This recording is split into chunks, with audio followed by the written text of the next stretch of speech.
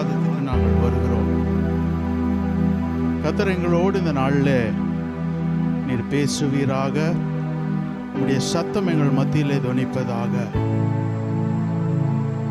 தேவனுடைய மகிமையின் பிரசன்னம் இந்த காலை வேளையில் இந்த எல்லைகள் முழுவதும் ஆளுகை செய்வதாக, ஒவ்வொருவரையும் ஆளுகை செய்வதாக. ஓ ஹல்லேலூயா. அந்த எல்லை முழுவதும் தேவனுடைய ஆளுகைக்கு இப்பொழுதே கீழ்ப்படுத்துகிறோம். பரிசுத்த ஆவியானவருடைய ஆளுகை இந்த ஸ்தலத்தில் எங்கள் ஒவ்வொருவர் மீதும் உண்டாவதாக. கர்த்தர் இந்த நாளில் நீர் மகிமைப்படுவீராக. உடைய மகிமையின் பிரசன்னம் இந்த இடம் முழுவதும் நிரப்பும்படியாக நாங்கள் ஜெபிக்கிறோம். ஹல்லேலூயா ஜீசஸ். வர தடைப்பட்டவர்களை சீக்கிரமாய் கொண்டு வருவீராக. இந்த நாளில் தேவன் என்ன செய்ய சித்தமாய் இருக்கிறீரோ அதை நீர் செய்து உடைய நாமத்தை நீர் மகிமைப்படுத்திக் கொள்வீராக. திருக்கரங்களிலே எங்களை தாழ்த்தி வறுமையாக்கி அர்ப்பணிக்கிறோம். நீர் ஒருவர் மாத்திரம் உயர்ந்திருப்பீராக, மகிமைப்படுவீராக. உமக்கே எல்லா கனத்துதி மகிமையை நாங்கள் செலுத்துகிறோம். இயேசுவின் மூலம் ஜெபிக்கிறோம் நல்ல பிதாவே. ஆமேன், ஆமேன். நாம் ஒரு சில பாடல்களை பாடி கர்த்தரை ஆராதிப்போம். மேகமே மகிமையின் மேகமே நாளிலே இறங்கி வாருமே. மேகமே மகிமையின் மேகமே வந்தால் போதுமே, எல்லாம் நடக்குமே. தெரிந்த பாடல் நாம் சேர்ந்து பாடுவோம். மேகமே மகிமையின் மேகமே இந்த நாளிலே இறங்கி வாருமே. மேகமே மகிமையின் மேகமே வந்தால் போதுமே, எல்லாம் நடத்துமே. மேகமே மகிமையின் மேகமே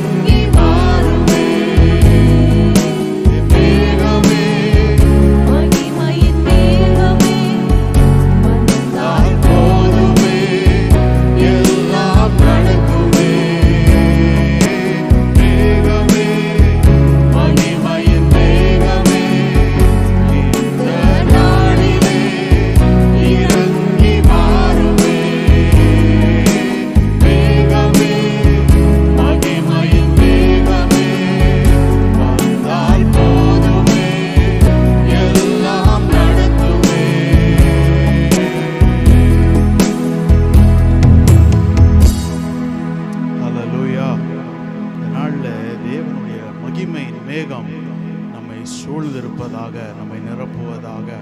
இன்னொரு பாடலை கூட நாம் பாடுவோம். மகிமையின் மேகமாக இறங்கி வந்தீரே, ஆசரிப்பு கூடாரத்தில் இறங்கி வந்தீரே.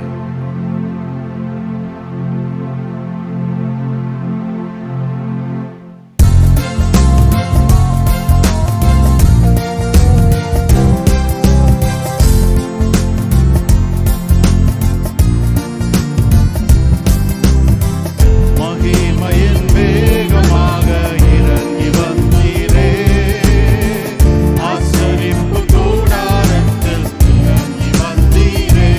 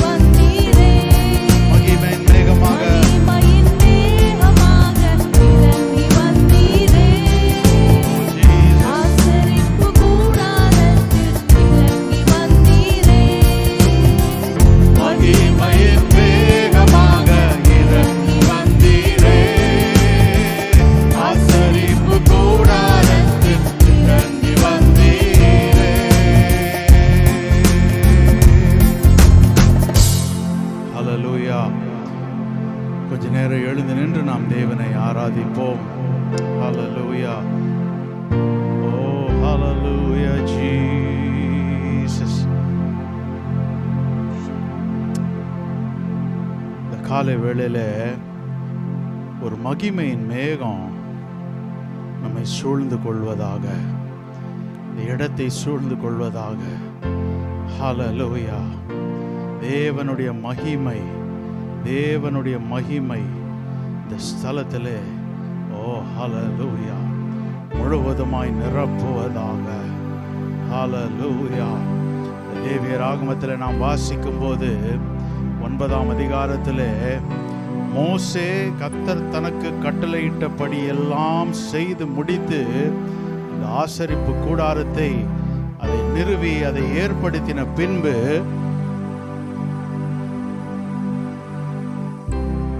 பலிகளை செலுத்தி கொண்டிருக்கும் போது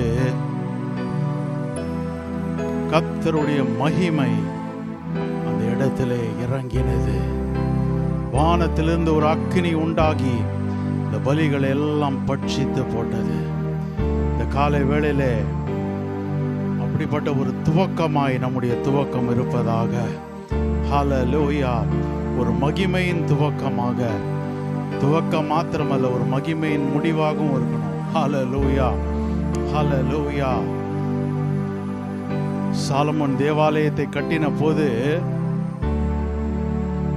அங்கே தேவ மகிமை அந்த ஸ்தலத்தை முழுவதுமாய் நிரப்பினது. இந்த ஸ்தலம் தேவ மகிமையினாலே நிரம்பும் போது அங்கே இருந்த ஆசாரியர்கள் கூட ஊழியம் செய்யக்கூடாதபடிக்கு இந்த மகிமை முற்றுமாய் அது அந்த ஸ்தலத்தை மூடினது. இந்த காலை வேளையில் அதே போல தேவ மகிமை நம்ம இந்த ஸ்தலத்தில் மூடுவதாக. இன்னைக்கு அது ஒண்ணுதான் நம்ம ஜெபம். இன்னைக்கு அது ஒண்ணுதான் நம்ம ஒவ்வொருவருடைய ஜெபமும். ஆண்டவரே, உடைய மகிமை என்னை மூடணும்பா. உடைய மகிமையினால நான் மூடப்படணும். ஆண்டவரே, உடைய மகிமை என்னை மூடணும். Let your glory fall on me this morning. Hallelujah Jesus. உடைய மகிமை என் மீது விழுவதாக, உடைய மகிமை என்னை நிரப்புவதாக, என்னை தொடுவதாக. ஓ ஹல்லேலூயா. ஒவ்வொருவர் மேலும் மகிமையிலே வாழுகிற அந்த அனுபவம் நம்முடைய வாழ்விலே இந்த நாள் முதற்கொண்டு துவங்குவதாக. ஹல்லேலூயா. கர்த்தருடைய மகிமை நம் ஒவ்வொருவரையும் தொடுவதாக. ஹல்லேலூயா ஜீசஸ்.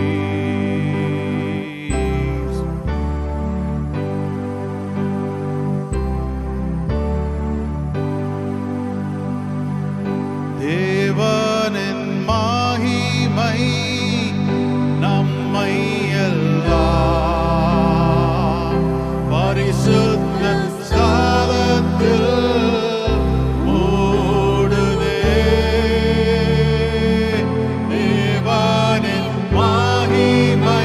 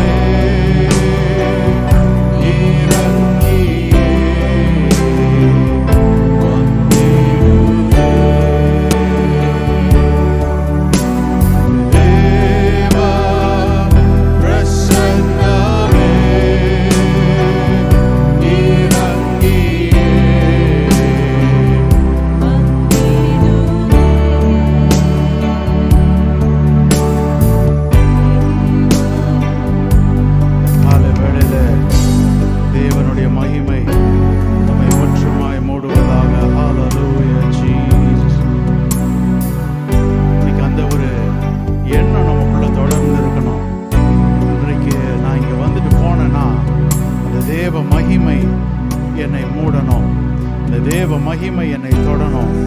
அந்த தேவ மகிமையினாலே இன்றைக்கு நிரப்பப்பட்டவனாய் நான் செல்ல வேண்டும். ஹல்லேலூயா, ஹல்லேலூயா. அதுதான் நம்முடைய ஏக்கம், அதுதான் நம்முடைய விருப்பம், அதுதான் நம்முடைய வாஞ்சை. ஹல்லேலூயா ஜீசஸ். இந்த தேவன் நம்மோடு இந்த நாளில் இடைபடுவாராக. தனிப்பட்ட ரீதியாக, ஒரு சபையாக, ஒரு சிறு கூட்டமாக நீ கர்த்தருடைய மகிமை நம் மீது முழுமையாய் மூடுவதாக. தேவனுடைய மகிமை நம்மை முழுவதுமாய் மூடுவதாக. ஹல்லேலூயா ஜீசஸ், ஹல்லேலூயா. அந்த மகிமை அந்த இஸ்ரவேல் ஜனங்களோடு தொடர்ந்தேட்சியாய் அவர்களோடே பயணித்தது, அவர்களோடே இருந்தது. ஹல்லேலூயா ஜீசஸ். அவர்களை தொடர்ந்து அந்த மகிமையின் மேகம் அவர்கள் பின்பாக சென்றது, அவர்களோடு இருந்தது. அவர்களை பகலுக்கு அது நிழலாய் இருந்தது, இரவிலே அக்கினியாய் இருந்து அவர்களுக்கு ஒரு உஷ்ணத்தை தந்தது. ஹல்லேலூயா. அந்த மகிமையின் மேகம் இன்றைக்கு நம்மையும் அதே போல மூடி நம்மை பாதுகாப்பதாக, நம்மை வழி நடத்துவதாக. முன் சென்ற மேகம் அது, அவர்களுக்கு முன்பாக சென்ற மேகம், முன் சென்று பாதையை காட்டின தேவம், பின்பாக வந்து அவர்களை பாதுகாத்த மேகம். ஹல்லேலூயா. கூடவே உடன் இருந்து அவர்களை வழி நடத்தின மேகம். ஹல்லேலூயா. அவர்களை போஷித்த மேகம். எந்த ஒரு குறையும் இல்லாமல் அந்த வனாந்திரத்திலே 40 ஆண்டுகள் அந்த ஜனங்களை நடத்தி வந்த மேகம். அந்த மகிமையின் கீழே வாழுகிற அந்த அனுபவம், நடந்து போகிற இடம் வனாந்திரமாய் தான் இருந்துச்சு.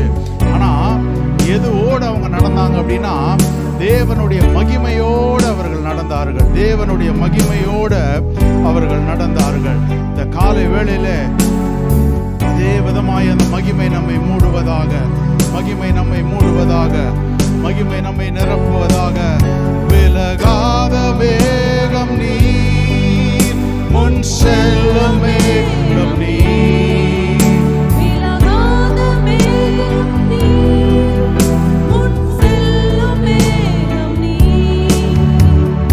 ஆவியானவரே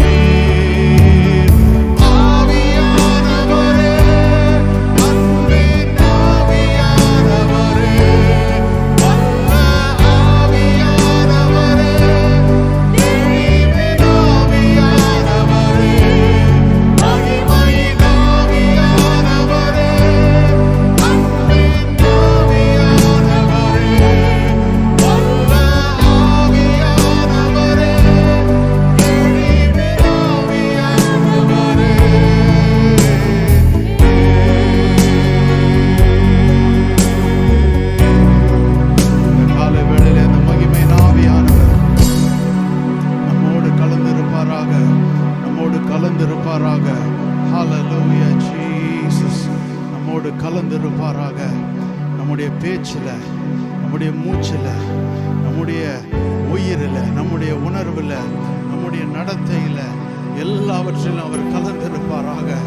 இனி எனக்கென்று ஒன்று வேண்டாம், எனக்கென்று ஒன்று வேண்டாம் ஆண்டவரே. இன்றைக்கு முழுவதுமாய் நீர் கலந்துருங்கப்பா. நீங்க என்ன நடத்துங்கப்பா, நீங்க என்ன நடத்துங்க ஆண்டவரே. ஓ ஹல்லேலூயா ஜீசஸ். நீங்க நடத்துங்க ஆண்டவரே. என்னை முழுவதுமாய், என்னை முழுவதுமாய், என்னை முழுவதுமாய். ஹல்லேலூயா. அப்படியே ஒவ்வொருத்தரும் கேட்போமே தேவனோடு. தேவன் அப்படியே நம்ம கேட்போமே ஆண்டவரே. இந்த மகிமையில், இந்த மகிமையின் பிரசன்னத்தில் ஆண்டவரே நீங்க என்னோட கலந்துருங்க ஆண்டவரே. என்னோட கலந்துருங்கப்பா, என்னோட கலந்துருங்கப்பா, என்னோட கலந்துருங்க, என்னோட கலந்துருங்க ஐயா. என்னுடைய எல்லாவற்றையும் நீ கலந்துருங்க. என் வாழ்க்கையின் ஒவ்வொரு பகுதியிலும் தேவன் கலந்திருப்பாராக. ஓ ஹல்லேலூயா. இனி எனக்கென்று ஒரு பகுதி இல்லை, தேவனே எனக்கு எல்லாம். ஹல்லேலூயா. அவரே எனக்கு எல்லாம், அவரே எனக்கு எல்லாம். அதுதான் மகிமையில் வாழுகிற அனுபவம். அதுதான் மகிமையின் கீழ் வாழுகிற அனுபவம். அதுதான் ஹல்லேலூயா ஜீசஸ். இந்த தேவன் கூட இருந்து நடத்தினார், தேவன் கூட இருந்து எல்லாவற்றையும் செய்தார். ஹல்லேலூயா. நான் ஒரு வார்த்தை சொல்லுகிறது, உங்களை வனாந்திரத்திலே நான் 40 ஆண்டுகள் நடத்தினதற்கு காரணம் என்ன தெரியுமா? உங்கள் இருதயத்தில் இருக்கதை நான் சோதித்து அறியும்படியாக அப்படின்னார். அவங்க வேண்டியதெல்லாம் கொடுத்தாரு. மன்னா கொடுத்தாரு, காடையை கொடுத்தார், தண்ணீரை கொடுத்தார்.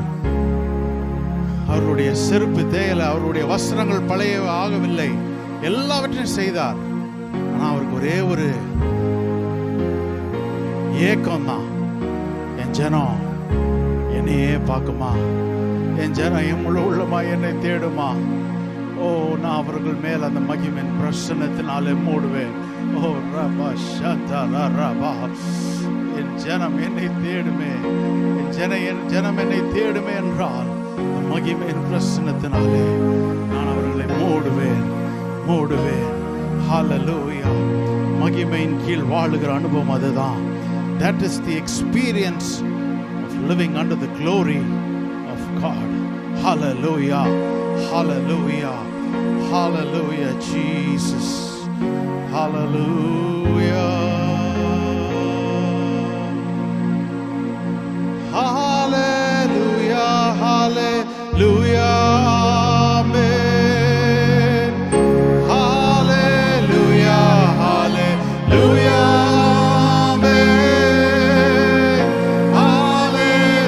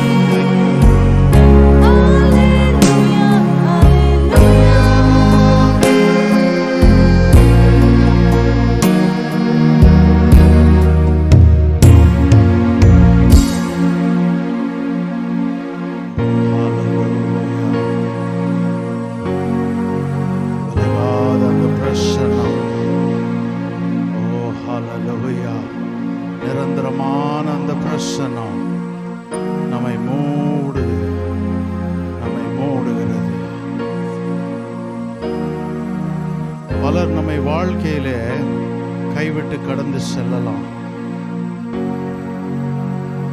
ஆனால் அந்த தேவன் ஒருவர் மாத்திரம் கரத்தை பிடித்த நாள் முதற்கொண்டு நம்ம இந்த பரம கானானிலே கொண்டு போய் சேர்க்கும் மட்டும் நம்மை தள்ளிவிடாத தேவன் அவர், நம்மை விட்டு விலகாத தேவன் அவர். எத்தனையோ பேர் நம்ம வாழ்க்கையில் அந்தந்த வேலைகளில் வந்துட்டு போயிருப்பாங்க, கொஞ்ச நாள் இருந்திருப்பாங்க, கொஞ்ச நாள் ஒருவேளை கரத்தை கொடுத்துருப்பாங்க, உதவி செஞ்சிருப்பாங்க, கூட இருந்திருப்பாங்க, ஆறுதலா பேசியிருப்பாங்க. ஆனா அது நிரந்தரமற்றது, அது நிரந்தரமற்றது. நிரந்தரம் ஒன்றே ஒன்று, அவர் மாத்திரமே. அவர் மாத்திரம்தான் நிரந்தரம். நம்ம வாழ்க்கையில் அவர் மாத்திரம்தான் நிரந்தரம். ஓ, அவரே இந்த காலை வேளையிலே பற்றுவோமாக. ஹல்லேலூயா, ஹல்லேலூயா, ஹல்லேலூயா. அப்படியே ரெண்டு கைகளை அந்த தேவனுக்கு நேராய் உயர்த்தி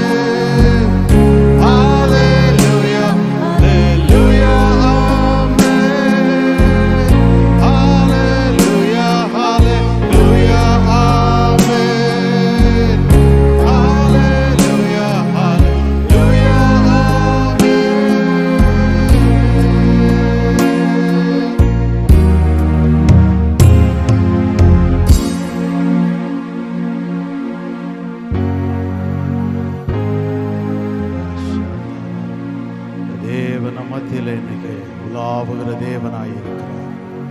ஓ ரபா ஷகரபதியா தரபா, மத்தியிலே உலாவுகிறார். ஓ ஹல்லேலூயா, ஓ ஹல்லேலூயா, ஓ ஹல்லேலூயா. இடம் முழுவதும் தேவ பிரசன்னம். ராதா ரபா ஷிகனமா ராசிகேலே வரா Ribatiara varasata rakava rohatene marose kele maratiara varashata lara.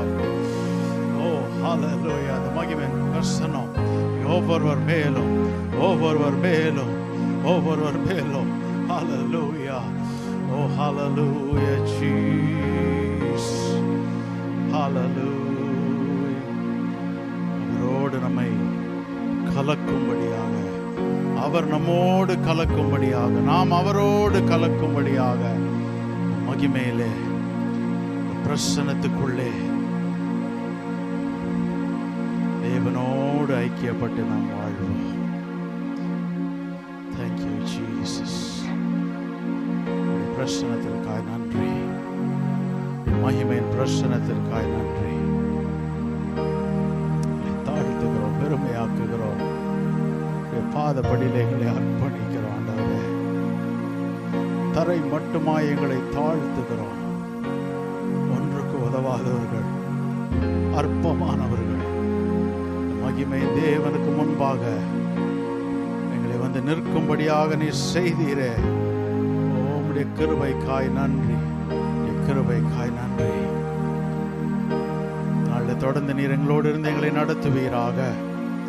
திருக்கரங்களில் தாழ்த்துகிறோம், பெருமையாக்குகிறோம். முக்கிய எல்லா கன துதி மகிமை நாங்கள் செலுத்துகிறோம். நீர் மாத்திரம் உயர்ந்திருப்பீராக, மகிமைப்படுவீராக. இயேசுவின் மூலம் ஜெபிக்கிறோம் நல்ல பிதாவே, ஆமேன் ஆமேன். உட்காருவோம். இந்த காலை ஆராதனைக்கு வந்திருக்கிற உங்கள் ஒவ்வொருவரையும் ஆண்டவராக இயேசுவின் நாமத்தினாலே நான் வாழ்த்துகிறேன். வரவேற்கிறேன். இது ஒரு புதிய துவக்கம். கர்த்தர் நம் மத்தியிலே பெரிய காரியங்களை செய்வாராக. ஹல்லேலூயா. அவரிலே எந்த மாற்றமும் இல்லை. ஹல்லேலூயா. நான் ஏற்கனவே சொன்னது போல் இந்த 1ஆம் தேதி அதிகாலையிலே தேவன் என் உள்ளத்திலே ஒரு வார்த்தையை பேசினார். அந்த வார்த்தையை தான் இன்றைக்கு உங்கள் மத்தியிலே நான் பேச போகிறேன். கர்த்தருடைய மகிமை உன்மேல் உதித்தது அப்படின்னு சொல்லி அந்த வார்த்தையை தான் தேவன் எனக்குள்ளே வைத்தார். அதில் ஒரு பகுதியை இன்றைக்கு நாம் பார்ப்போம்னு நினைக்கிறேன். இன்றைக்கு அதனால் அந்த பகுதியிலிருந்து நாம் தேவ வசனத்தை நாம் தியானிப்போம். கர்த்தருடைய பரிசுத்த நாமத்திற்கு மகிமை உண்டாவதாக. என்னோடு சேர்ந்து ஏசாயா அதனுடைய 60வது அதிகாரம் 1வது வசனம். Isaiah chapter 60 and verse 1. ஏசாயா 60ஆம் அதிகாரம் அதனுடைய 1 2 ஆகிய வசனங்கள். The first and the second verse of chapter 60 of Isaiah. எழும்பி பிரகாசி, உன் ஒளி வந்தது, கர்த்தருடைய மகிமை உன்மேல் உதித்தது. இதோ இருள் பூமியையும் காரிருள் ஜனங்களையும் மூடும், ஆனாலும் உன்மேல் கர்த்தர் உதிப்பார், அவருடைய மகிமை உன்மேல் காணப்படும். ஹல்லேலூயா. இந்த பகுதி ரொம்ப ஒரு அற்புதமான ஒரு வசனம். எல்லாரும் சேர்ந்து அந்த இந்த 60வது அதிகாரத்தின் 1வது வசனத்தை எல்லாம் சேர்ந்து வாசித்தா நல்லா இருக்கும்னு நினைக்கிறேன். எழும்பி பிரகாசி, உன் ஒளி வந்தது, கர்த்தருடைய மகிமை உன்மேல் உதித்தது. The glory of the Lord is risen upon you. Hallelujah. யார் மேலே இந்த மகிமை உதித்தது? யார் மேலே உதிச்சு இந்த மகிமை? யாருக்கா தெரியுதா? யார் மேலே இந்த மகிமை, தேவ மகிமை உதித்தது? உன்மேல் உதித்தது அப்படின்றார். யார் அந்த உன்? இந்த இடத்துல இந்த வசனம் எதை குறித்து பேசுகிறதுனா, சீயோன் மீது கர்த்தருடைய மகிமை உதிக்கும். சீயோன் என்று சொல்லப்படுகிறதற்கு நம்ம இப்படியா ஒரு புரிதல் வைத்து கொள்ளலாம். கர்த்தரால் மீட்கப்பட்டவர்கள் அவர்கள் சீயோன், கர்த்தருடைய ஜனங்கள் தான் சீயோன் அப்படின்னு நம்ம இதுக்கு ஒரு அண்டர்ஸ்டாண்டிங் நம்ம வச்சுக்கலாம். The glory of the Lord is risen upon you. கர்த்தருடைய மகிமை உன்மேல் உதித்தது. இப்போ இந்த செய்தி நம்ம கேட்க போகிற செய்தி, The glory of the Lord is risen upon you. கர்த்தருடைய மகிமை உன்மேல் உதித்ததுன்ற முக்கிய தலைப்பின் கீழே நம்ம கேட்க போகிறோம். ஆனால் இன்றைக்கு செய்தியினுடைய தலைப்பு The revelation of God's glory. தேவனுடைய மகிமையின் வெளிப்பாடு. தேவனுடைய மகிமையின் வெளிப்பாடு. Revelation of God's glory. அதை தான் இன்றைக்கு செய்தியாக நாம் கேட்க போகிறோம். அப்போ கர்த்தருடைய மகிமை உன்மேல் உதித்தது அப்படின்னு ஒரு ஸ்டேட்மெண்ட் அங்கே சொன்னால், அப்போ இது வரைக்கும் அங்கே என்ன இருந்துச்சு? இது வரைக்கும் அங்கே என்ன இருந்துச்சு? இருள் தான் இருந்துச்சு. ஹல்லேலூயா. தன்னுடைய ஜனம் எப்படி இருக்குன்னா, ஏற்கனவே அங்கே மகிமை உதிச்சிருந்துச்சுன்னா திருப்பவும் கர்த்தர் கர்த்தருடைய மகிமை உன்மேல் உதித்ததுன்னு சொல்ல மாட்டார். ஆனால் இவங்க நிலைமை எப்படி இருந்துச்சு அப்படின்னா, இவர்கள் இருளிலே வாழுகிற ஒரு ஜனமாய் இருந்தார்கள். நீங்கள் பின்பாக வீட்டில் சென்று அந்த பகுதியில் இருக்க வசனங்களை நீங்கள் வாசித்து பார்க்கலாம். நீங்கள் இதற்கு முன்பாக இருக்கிற அதிகாரங்களை நீங்கள் வாசித்தீங்க அப்படின்னா, 57வது அதிகாரம் ஏசாயாவில் என்ன சொல்லுகிறது? இஸ்ரவேல் ஜனத்தினுடைய விக்கிரக ஆராதனை, வீணான விக்கிரக ஆராதனை, அவர்களுடைய பின்மாற்றத்தை குறித்து அந்த இடத்துல பேசுகிறது. 58வது அதிகாரம் ஏசாயாவை நீங்கள் வாசித்து பார்த்தீங்கன்னா, அவர்களுடைய வீணான உபவாச ஜபங்களை குறித்து அங்கே பேசுகிறது. தேவன் அவர்களை ஏற்றுக்கொள்ளவில்லை, அவர்களை அருவருக்கிறார். எதை அவர் விரும்புகிறார் என்பதை அந்த அதிகாரம் முழுவதுமாய் சொல்லுகிறது. 59 நம்ம போய் பார்க்கும்போது, இஸ்ரவேல் ஜனங்கள் தேவனை விட்டு பிரிந்து இருக்கிறதை குறித்து அங்கே சொல்லுகிறது அவர்களுடைய பாவமான நிலைமையை குறித்து அந்த இடத்துல பேசப்படுகிறது. அந்த நிலைமையில் நான் அவங்க தொடர்ந்து அவங்க நிற்கலை. அந்த அதிகாரத்தில் முடிவு எப்படி வருதுன்னா, தங்கள் பாவங்களை அவர்கள் அறிக்கை இடுகிறார்கள், their confession of their sinful state. அப்போ அது முடிஞ்சு அவர்களுடைய மீட்பராய் தேவன் அவர்களை மீட்டெடுக்கிறதை, பாவத்திலிருந்து மீட்டெடுக்கிறதை அந்த அதிகாரம் சொல்லி 59ஆம் அதிகாரம் சொல்லி முடிகிறது. இப்போ 60ஆம் அதிகாரம் 1வது வசனம் என்ன சொல்லுறது? எழும்பி பிரகாசி, உன் ஒளி வந்தது, கர்த்தருடைய மகிமை உன்மேல் உதித்தது. ஏன் இவங்க எழும்பணுமா? ஏன் எழும்பணும் இவங்க? கர்த்தருடைய மகிமை அவங்க மேலே வந்துச்சு. ஹல்லேலூயா. எங்கேருந்து இவங்க எழும்பணும்? யார் எழும்பணும்? நிற்கிறவங்க எழும்பணுமா? இல்லை உட்காந்துருக்கவங்க எழும்பணுமா? இல்லை தூங்குறவங்க எழும்பணுமா? யார் எழும்பணும்? அவங்க இருளில் உட்காந்துருக்கோ தூங்குறாங்களோ ஏதோ ஒன்று பண்ணுறாங்க, ஆனால் அவங்க நிற்கவில்லை. அதனால தான் எழும்பு, எழும்பு, நீ என்ன பண்ணும்? பிரகாசி, நீ பிரகாசி, நீ பிரகாசி, தேவனுடைய மகிமை உன்மேல் உதித்தது. ஏன் பிரகாசிக்கணும்? அவருடைய மகிமை உன்மேல் உதித்தது. அப்போ தேவனுடைய மகிமை ஒரு கூட்டத்தார் மேலே உதித்தது. தேவனுடைய மகிமை ஒரு கூட்டத்தார் மீது உதித்தது. இதை நான் இப்படியாக சொல்லுகிறேன், என்னுடைய ஜனத்தின் மீது மகிமை. Glory on my people. தேவன் சொல்லுகிறார், என்னுடைய ஜனத்தின் மீது நான் மகிமையை உதிக்க பண்ணுகிறேன், உதிக்க பண்ணுகிறேன். Glory on my people. Hallelujah. இப்போ நம்ம ஒவ்வொருவர் மேலும் இன்றைக்கு நம்ம இந்த ஆகஸ்ட் மாதத்தின் வாக்குத்தத்தமாக 2வது வாரமாக இருக்கலாம். இருந்தாலும் தேவன் நம்மோடு பேசுகிற வார்த்தை, அவருடைய மகிமை நம்மேல் உதிக்கும். ஹல்லேலூயா. இந்த மாதத்துக்கான வாக்குத்தத்தம் தொடர்ந்து இந்த ஆண்டிலே இந்த வாக்குத்தத்தம் நமக்கு ஒவ்வொருவருக்குள்ளும் கிரியை செய்யணும், ஒவ்வொருவருக்குள்ளும் கிரியை செய்யும்.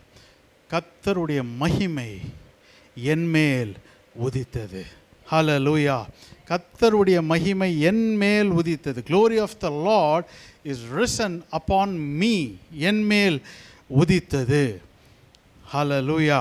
இதான் இந்த மகிமையில் தேவனோடு வாழுகிற ஜனத்துக்கு ஒரு அடையாளமாய் இருக்கிறது. இப்போ இதை சற்று விளக்கும்படியாக நான் ஒரு சம்பவத்துக்கு போகிறேன். திரும்பவும் ஆதியாகமம் 1ஆம் அதிகாரம் 26வது வசனத்துக்கு உங்கள் வேத புஸ்தகங்களை திருப்பிக் கொள்ளுங்கள். Genesis chapter 1 and verse 26. ஆதியாகமம் 1ஆம் அதிகாரம் அதன் 26வது வசனம். பின்பு தேவன் நமது சாயலாகவும் நமது ரூபத்தின்படியேயும் மனுஷனை உண்டாக்குவோமாக. பின்பு தேவன் நமது சாயலாகவும் நமது ரூபத்தின்படியேயும் மனுஷனை உண்டாக்குவோமாக. எப்படி தேவன் மனுஷனை உண்டாக்குனாராம்? தமது சாயலின்படி, தமது ரூபத்தின்படி, in his image and in his likeness. அவருடைய சாயலாக, அவருடைய ரூபத்தின்படியாக அப்படின்னு சொல்லிட்டு கீழே என்ன சொல்கிறாருன்னா, அது கீழே அந்த சமுத்திரத்தின் மச்சங்கள், ஆகாயத்து பறவைகள், மிருக ஜீவன்கள், பூமி அனைத்தையும், பூமியின் மேல் ஊறும் சகல பிராணிகளையும் ஆள கடவார்கள். Let them have dominion over all the creatures of the earth. எல்லா மிருக ஜீவன்களுக்கு மேலேயும் அவர்களுக்கு ஒரு ஆளுகை உண்டாவதாக என்று தேவன் சொல்லுகிறார். அப்போ நமது சாயலாகவும் நமது ரூபமாகவும் அப்படின்னு தேவன் சொல்லும்போது அங்கே முதலாவது எதை சொல்லுகிறார்னா, ஒரு ஆளுமை உண்டாகும்படியாக சொல்லுகிறார். அது மாத்திரமல்ல, இந்த புதிய மனிதனை தரித்து கொள்ளும்போது எபேசியர் 4:24 சொல்லுகிறது, நீதியிலும் பரிசுத்தத்திலும் அவர்கள் தரித்து கொள்வார்கள் என்று சொல்லி அங்கே வசனம் சொல்லுகிறது. அப்போ சாயல், தேவ சாயலில் நம்ம இருக்கணும் அப்படின்னா, தேவ சாயல் என்ன இருக்கணும்? ஒரு ஆளுமை இருக்கும், ஒரு நீதி இருக்கும், ஒரு பரிசுத்தம் இருக்கும். அவரை போல நாம் இருப்போம். ஹல்லேலூயா.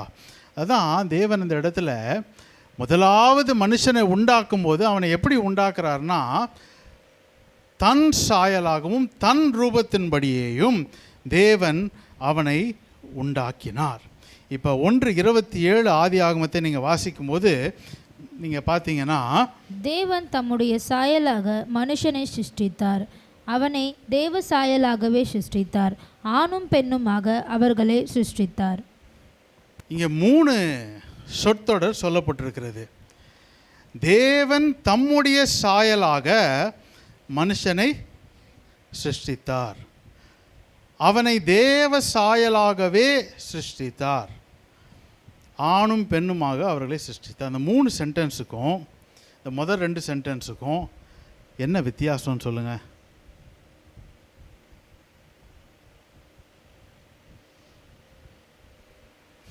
என்ன வித்தியாசம்?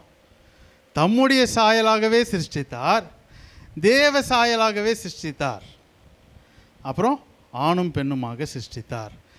இந்த வசனத்தில் 3 முறை இந்த சிருஷ்டித்தார் சிருஷ்டித்தார் சிருஷ்டித்தார் என்று எழுதப்பட்டிருக்கிறது. இதற்கு அடிப்படை காரணம் என்ன அப்படின்னா, தம்முடைய சாயலாக, தேவனுடைய சாயலாக நம்மை சிருஷ்டித்தார். அதுதான் அதோடைய நோக்கமே. அது ஆணாக இருந்தாலும் சரி, அது பெண்ணாக இருந்தாலும் சரி, அவர்கள் யாருடைய சாயலில் சிருஷ்டிக்கப்பட்டு இருக்கிறார்கள்னா, தேவ சாயலிலே அவர்கள் சிருஷ்டிக்கப்பட்டு இருக்கிறார்கள். இதில் வேற ஒன்றும் பெரிய ரகசியம் எதுவும் இருக்க மாதிரி எனக்கு தெரியல. அப்போ இப்படி சிருஷ்டிக்கப்பட்ட ஒரு ஆணும் ஒரு பெண்ணும் எப்படி இருந்தாங்கன்னா, தேவனுடைய மகிமையினாலே மூடப்பட்டவர்களாய் இருந்தார்கள். ஹல்லேலூயா. ஏன் இதெல்லாம் சொன்னேன் அப்படின்னா, என்னுடைய ஜனத்தின் மேல் மகிமை அப்படின்னு நம்ம பார்த்தோம். என்னுடைய ஜனத்தின் மேல் மகிமை அப்படின்னும் போது, க்ளோரி ஆன் மை பீப்புள் அப்படின்னா, முதலாவது தேவன் தாம் சிருஷ்டித்த ஜனம், மனுஷி எப்படி இருந்தாங்கன்னா, தேவ சாயலாக தேவனின் ரூபத்தின்படியே தேவனுடைய மகிமையினாலே மூடப்பட்டவர்களாய் இருந்தார்கள். ஹல்லேலூயா. டைரெக்டாக இங்கே தேவனுடைய மகிமையினாலே மூடப்பட்டு இருந்தார்கள் என்று வசனம் இல்லாமல் இருக்கலாம். ஆனால் அவர்கள் தேவனுடைய சாயலாகவும் ரூபனாகவும் அவருடைய சாயலை உடையவர்களாய் இருந்ததினாலே அவர்கள் அந்த மகிமையினாலே மூடப்பட்டவர்களாய் இருந்தார்கள். இப்போ இந்த மனுஷன் தேவனோடு மகிமையில் நடக்கிறான், தேவனோடு மகிமையில் நடக்கிறான். ஹல்லேலூயா. அப்போ என் ஜனத்தின் மேல் மகிமைன்னு சொல்லும்போது, என் ஜனத்தின் மேல் மகிமைன்னு தேவன் சொல்லும்போது, அந்த மகிமையில் தேவனோடு எப்படி இவர்கள் நடந்தார்கள் என்பதை நான் துரிதமாய் சொல்லி நான் அடுத்த காரியத்துக்கு கடந்து செல்லுகிறேன். ஆதியாகமம் 3ஆம் அதிகாரம் 8வது வசனம். பகலில் குளிர்ச்சியான வேளையிலே தோட்டத்தில் உலாவுகிற தேவனாகிய கர்த்தருடைய சத்தத்தை அவர்கள் கேட்டார்கள். போதும். பகலில் குளிர்ச்சியான வேளையில் தோட்டத்தில் உலாவுகிற தேவனாகிய கர்த்தருடைய சத்தத்தை அவர்கள் கேட்டார்கள். இங்கிலீஷில் சொல்லுது, they heard the voice of the Lord God walking in the garden. எதை கேட்டாங்களாம்? என்ன சத்தம் கேட்டாங்க? தேவன் உலாவுகிற சத்தத்தை கேட்டாங்க. தேவன் பேசுகிற சத்தத்தை கேட்கல, உலாவுகிற சத்தத்தை கேட்டாங்க. அது எப்படி இருக்குன்னு எனக்கு தெரியல. They heard the voice of the Lord God walking in the garden. Hallelujah. இப்போ இதிலேருந்து நான் ஒரு காரியத்தை நான் சொல்ல, இந்த சம்பவத்துக்குள்ளே நான் போல, இதிலிருந்து சில மகிமையின் காரியங்களை ஆவியானவர் காட்டினதை உங்களுக்கு வெளிப்படுத்திட்டு நான் கடந்து செல்லுகிறேன். இந்த ஆதாமும் ஏவாளும் மனுஷியாக சிருஷ்டிக்கப்பட்டு ஏதேன் தோட்டத்துக்குள்ளே தேவனால் வைக்கப்பட்டார்கள். அப்போ இவர்களுக்கு ஒரு பழக்கம் இருந்தது, தேவனுக்கு ஒரு பழக்கம் இருந்தது. பகலின் குளிர்ச்சியான வேளையிலே தேவன் அங்கே வந்து உலாவுவார். இதுதான் அவர்களுடைய மகிமையிலே நடந்தபோது இருந்த நிலைமை. அவர்கள் பாவம் செய்வதற்கு முன்பாக அந்த கனியை எடுத்து ஏவாள் புசிப்பதற்கு முன்பாக, ஆதாமுக்கும் அதை கொடுத்து அவன் புசிப்பதற்கு முன்பாக நடந்த நிலைமை என்னன்னா, இருந்த நிலைமை என்ன அப்படின்னா, இப்படிப்பட்ட ஒரு ஐக்கியத்திலே அவர்கள் இருந்தார்கள். இப்போ முதலாவது, மகிமையின் கீழ் நாம் வாழுவோம், என் ஜனத்தின் மேல் மகிமையின் தேவன் சொல்லும்போது அது எதை காட்டுகிறதுனா, நமக்குள்ள தேவனோடு ஒரு ஐக்கியம் உண்டாகிறதை அது காட்டுகிறது. கம்யூனியன் வித் காட், தேவனோடு ஒரு ஐக்கியம் உண்டாகும். இவங்க இந்த தோட்டத்தில் இருந்த ஆதாமும் ஏவாளும் ஒவ்வொரு நாளும் இவங்க இந்த தேவனுடைய உலாவுகிற சத்தத்துக்காக, அவரோடு பேசுவதற்காக, ஐக்கியம் கொள்வதற்காக காத்திருந்தார்கள். அவரும் அவருடைய சிருஷ்டிப்போடே பேசுவதற்காக, நேரம் செலவிப்பதற்காக, ஐக்கியம் கொள்வதற்காக அவரும் அதிலே வந்து இறங்கி உலாவினார் என்று சொல்லி நாம் பார்க்கணும். அப்போ மகிமை உன்மேல் உதித்தது அப்படின்னு சொன்னால், முதலாவது நம்ம வாழ்க்கையில் மகிமை உதிக்கும் போது என்ன அங்கே முதல்ல சரியாகணும்னா, தேவனோடு உள்ள ஐக்கியம், த கம்யூனியன் வித் காட், தேவனோடு உள்ள ஐக்கியம் நம்முடைய வாழ்க்கையில் மீண்டும் சீர்பட்டு கட்டப்படும். ரெண்டாவதாக ஒரு காரியத்தை நான் சொல்கிறேன். ஆதியாகமம் 2ஆம் அதிகாரம் 18வது வசனம். பின்பு தேவனாகிய கர்த்தர், மனுஷன் தனிமையில் இருப்பது நல்லதல்ல, ஏற்ற துணையை அவனுக்கு உண்டாக்குவேன் என்றார். அல்லேலூயா. இப்போ மனுஷன் தனிமையாக இருப்பது நல்லதல்ல, அவனுக்கு ஏற்ற துணையை உண்டாக்குவேன். நான் கல்யாணத்தை பற்றி பேச போல, நான் இந்த சம்பவத்தில் இருக்க காரியத்தை சொல்கிறேன். ஆனால் அப்படி அந்த டைரக்ஷனில் போயிடாதீங்க. இப்போ இந்த இடத்துல தேவன் சொல்லுகிறார், மனிதன் தனிமையாக இருப்பது நல்லதல்ல. அப்போ ஆதாம் சிருஷ்டிக்கப்பட்டு இருந்தான், ஏவாள் அந்த வேளையில் சிருஷ்டிக்கப்படவில்லை. அந்த நிலைமையில் தேவன் அந்த இடத்துல சொல்லுகிறார், மனிதன் தனிமையாக இருப்பது நல்லதல்ல, அவனுக்கென்று ஒரு ஏற்ற துணையை நான் உண்டாக்குவேன் என்று சொல்லுகிறார். I will make an help meet for him. அப்போ இந்த இடத்துல மகிமையின் கீழ் வாழும்போது தேவனோடு ஒரு உறவு இருக்கிறது, ஐக்கியம் இருக்கிறது, கம்யூனியன் வித் காட். ரெண்டாவது, தேவன் நம் மீது கருசனை உள்ளவராய் இருக்கிறார். இல்லை, தேவனுடைய கருசனை இல்லை அக்கறை நம் மீது இருக்கிறது. The concern of God on us, தேவனுடைய கருசனை, தேவனுடைய அக்கறை நம் மீது முழு நோக்கமாய் இந்த இடத்துல நான் பார்க்கிறேன். இப்போ நீங்கள் 2ஆம் அதிகாரத்தில் தொடர்ந்து 21, 22 நீங்கள் வாசிக்க வேண்டாம். அந்த வசனங்களை நீங்கள் வாசித்தீங்கன்னா, அவர் என்ன பண்ணுகிறார், ஆதாமிலிருந்து ஒரு விலா எலும்பை எடுத்து அவனுக்கென்று ஏற்ற ஒரு மனுஷியை உண்டு பண்ணி அவனிடத்திலே கொண்டு வந்தார் என்று எழுதப்பட்டிருக்கு. அந்த 22 வசனத்தின் கடைசி வரி சொல்லுகிறது, அவளை மனுஷனிடத்தில் கொண்டு வந்தார். தேவனாகிய கர்த்தர் தாம் மனுஷனில் எடுத்த விலா எலும்பை மனுஷியாக உருவாக்கி அவளை மனுஷனிடத்தில் கொண்டு வந்தார். ஹல்லேலூயா. இப்போ தேவன் எது ஆதாமுடைய பிரச்சனையாக இருந்ததோ அதை புரிந்து கொண்டார், அவன் மீது கருசனை கொண்டார், அவனுடைய பிரச்சனையை அறிந்து கொண்டு அதற்கு ஏற்றவற்றை செய்து அவனிடத்திலே கொண்டு வந்து அவனை சேர்க்கிறார். ஹல்லேலூயா. அப்போ தேவன் என் மகிமை உன்மேல் உதித்ததுன்னு சொல்லும்போது தேவனோடு இருக்கிற ஐக்கியம், அதிலே நாம் ஸ்திரப்படுவோம். அந்த ஐக்கியத்தில் நாம் ஸ்திரப்படும் போது ரெண்டாவதாக என்ன உண்டாகிறதுனா, தேவனுடைய கருசனை நம் மீது உண்டாகிறது, தேவனுடைய அக்கறை நம் மீது உண்டாகிறது. தேவன் நம் மீது நோக்கமாக இருந்து நம்முடைய காரியங்களை அவர் பார்த்து கொள்ளுகிறவராய், அவர் அதற்கென்று செயல்படுகிறவராய் அவர் இருக்கிறார்.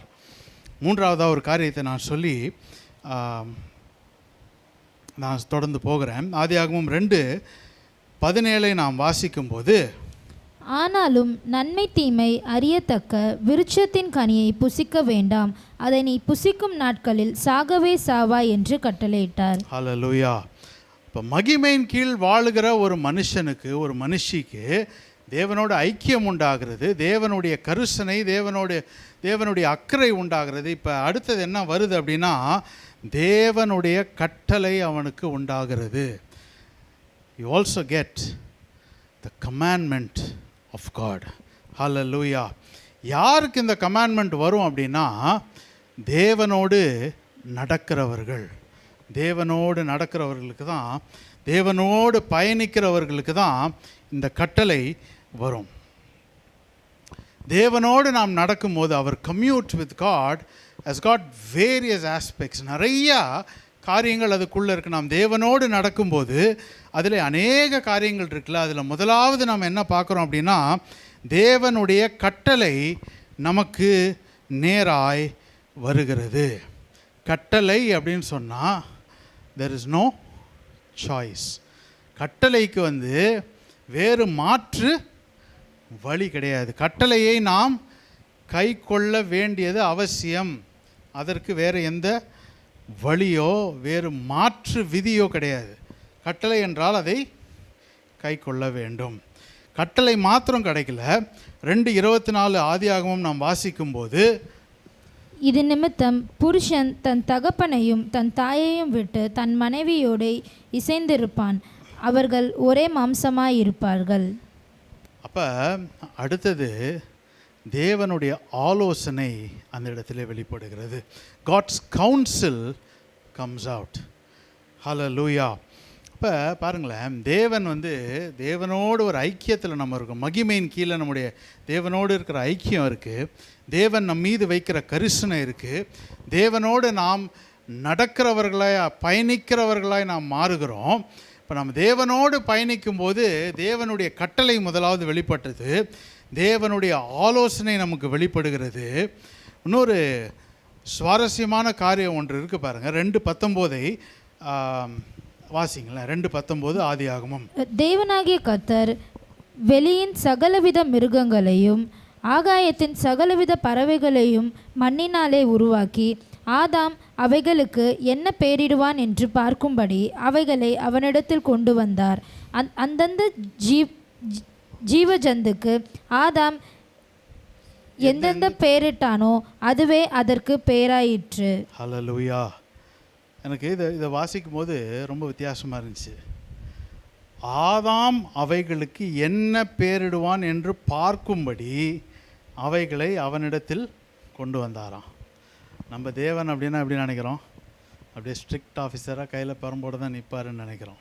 ஆனால் ஐ சி காட்ஸ் சியர்ஃபுல்னஸ், அவருடைய மகிழ்ச்சி இந்த இடத்துல நான் பார்க்குறேன். என்னுடைய சிருஷ்டி, நான் சிருஷ்டித்த மனுஷி, அவர்களிடத்தில் அந்த சிருஷ்டிப்பை கொண்டு வந்து கொடுத்து என்ன பேரிடுறாங்கன்னு அவர் பார்க்குறாராம். ஹல்லேலூயா.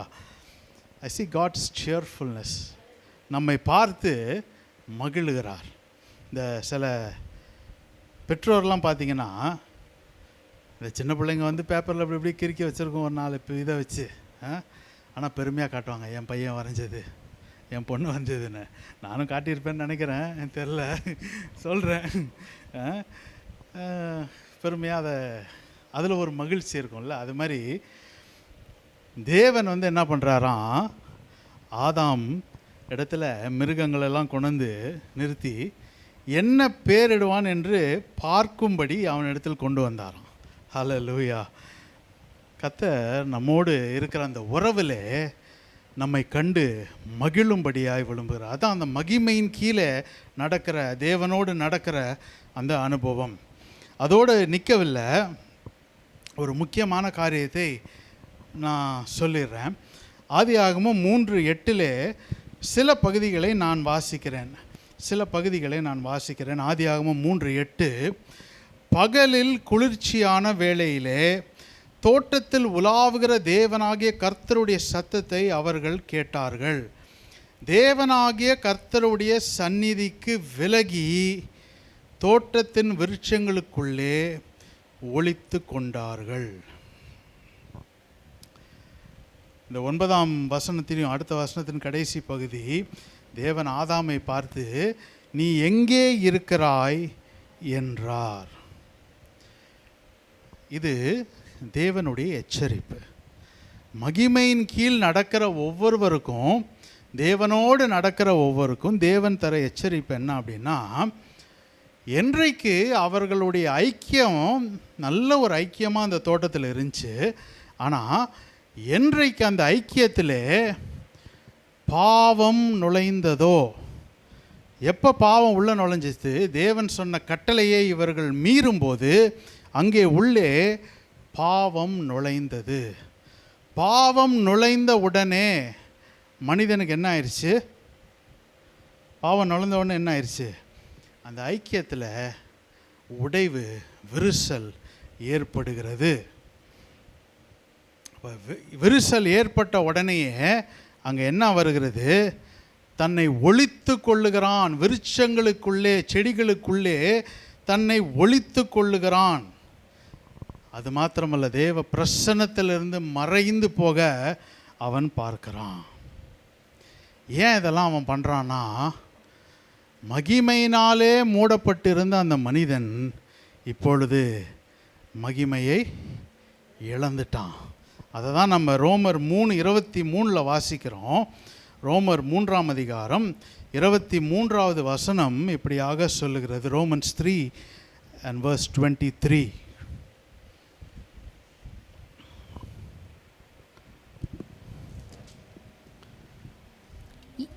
எல்லாரும் பாவம் செய்து தேவ மகிமையற்றவர்களாகி. போதும். எல்லாரும் பாவம் செய்து தேவ மகிமை அற்றவர்கள் ஆகி. அப்போ அதே கண்டிஷன் தான் அங்கேயும் அப்ளை ஆச்சு. ஆதாமும் ஏவாளும் என்றைக்கு பாவம் செய்தார்களோ, தேவனுடைய கட்டளையை மீறினார்களோ, அங்கே என்னாச்சு?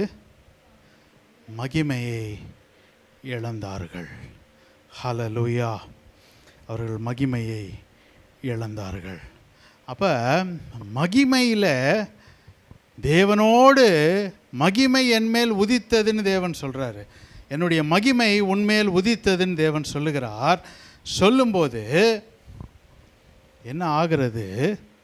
தேவனோடு ஒரு ஐக்கியம் நல்லா உண்டாகிறது. தேவனோடு நாம் நெருங்கி நடக்கிறோம். தேவனோடு நாம் அவருடைய கட்டளையை பெறுகிறோம், அவருடைய ஆலோசனையை பெறுகிறோம், அவருடைய இரக்கத்தை நாம் பெறுகிறோம். அவர் நம்மை கண்டு அவர் மகிழுகிறார், இஸ் சியர்ஃபுல்னஸ். ஆனால் மிக மிக முக்கியம், என்றைக்கு பாவம் உள்ளே வருகிறதோ மகிமையை நாம் இழந்து போகிறோம். அதே தான் இஸ்ரவேல் ஜனங்கள் வாழ்க்கையிலும் வந்துச்சு. விக்கிரக ஆராதனை, வேறு காரியங்களுக்கு பின்பாக தங்கள் செல்லும்போது தேவனை மறந்தார்கள், தேவனை விட்டு பிரிந்தார்கள். they were separated from God. sin entered into them. பாவம் அவர்கள் வாழ்க்கையிலே நுழைந்தது. தேவ மகிமை. அதனால தான் தேவன் அவர்களை பார்த்து என்ன சொன்னார்? எழும்பு, பிரகாசி, உன் ஒளி வந்தது, கர்த்தருடைய மகிமை உன்மேல் உதித்தது. இப்போ முதலாவது நாம் எதை பார்க்குறோம் அப்படின்னா, என்ன பார்த்தோம்? முதலாவது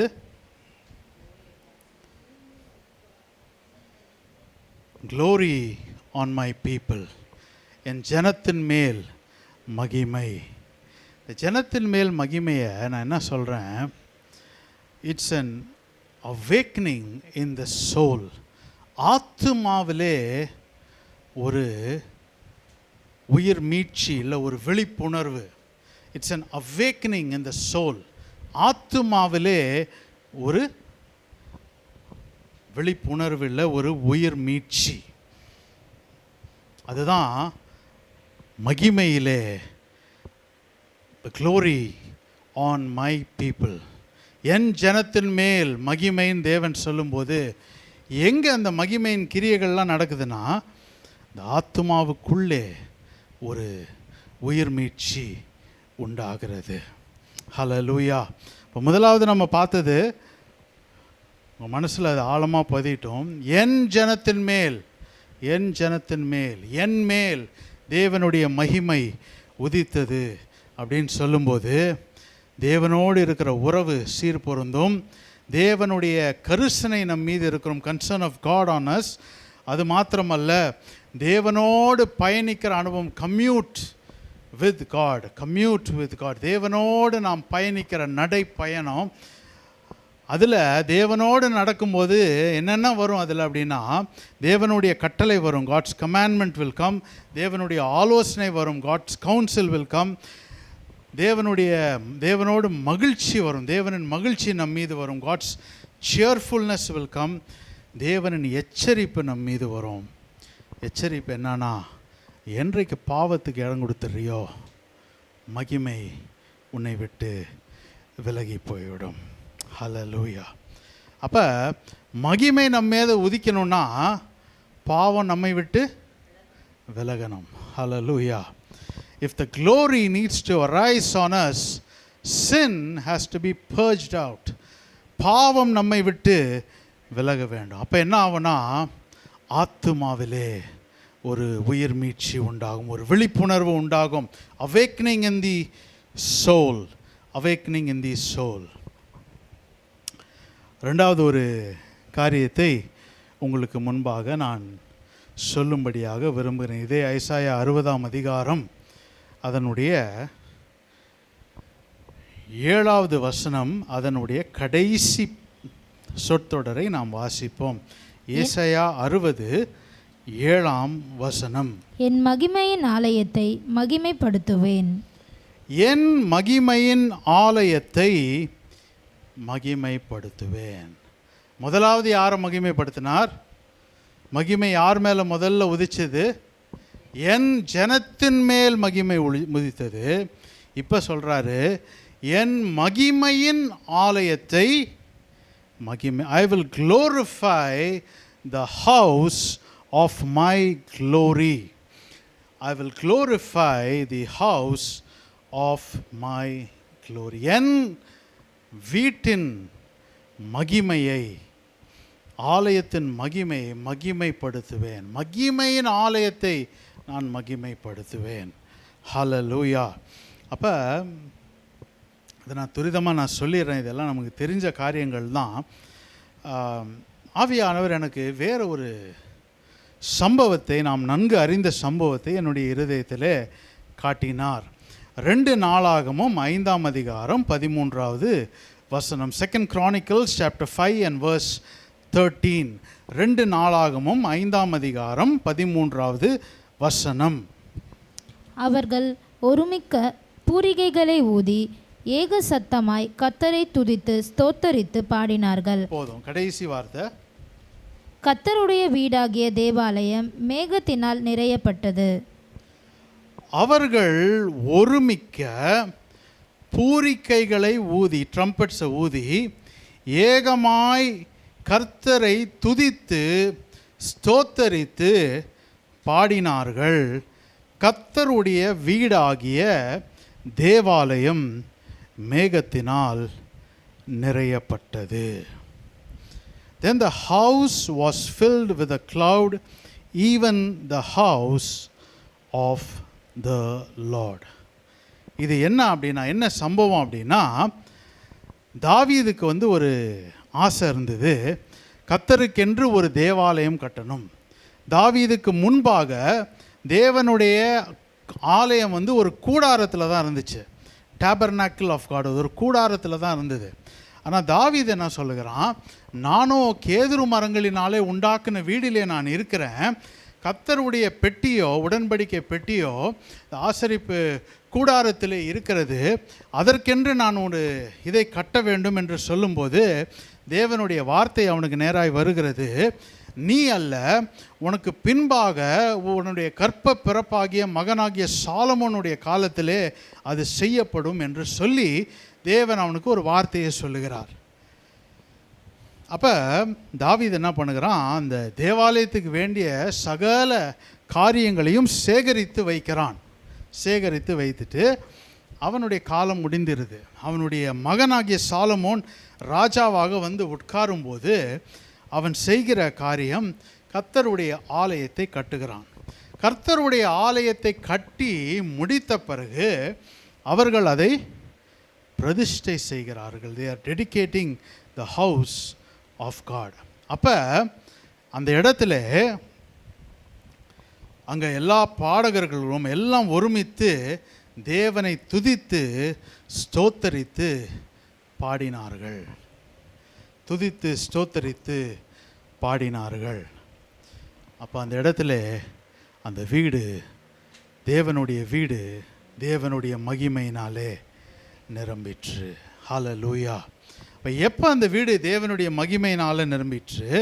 ஏதோ ஒரு ஜெப வீடை கட்டிட்டான், ஒரு ஆலயத்தை கட்டிட்டான்றனால மகிமை அதில் நிரம்பலை. அதற்குள்ளிருந்து ஒருமித்து பூரிக்கைகளை ஊதி ஏகமாய் கர்த்தரை துதித்து ஸ்தோத்தரித்து பாடினார்கள். when they praised God, தேவனுக்கு துதிகளை ஏறெடுக்கும் போது அப்பொழுது தேவ மகிமை அந்த ஸ்தலத்திலே இறங்கி வந்தது. இப்போ ரெண்டாவதாக நம்ம என்ன பார்த்தோம் அப்படின்னா, glory on my house, glory on my people முதலாவது பார்த்தோம். என்னுடைய ஜனத்தின் மேல் மகிமை அப்படின்னு பார்த்தோம். ரெண்டாவதாக க்ளோரி ஆன் மை ஹவுஸ், என்னுடைய வீட்டின் மீது மகிமை.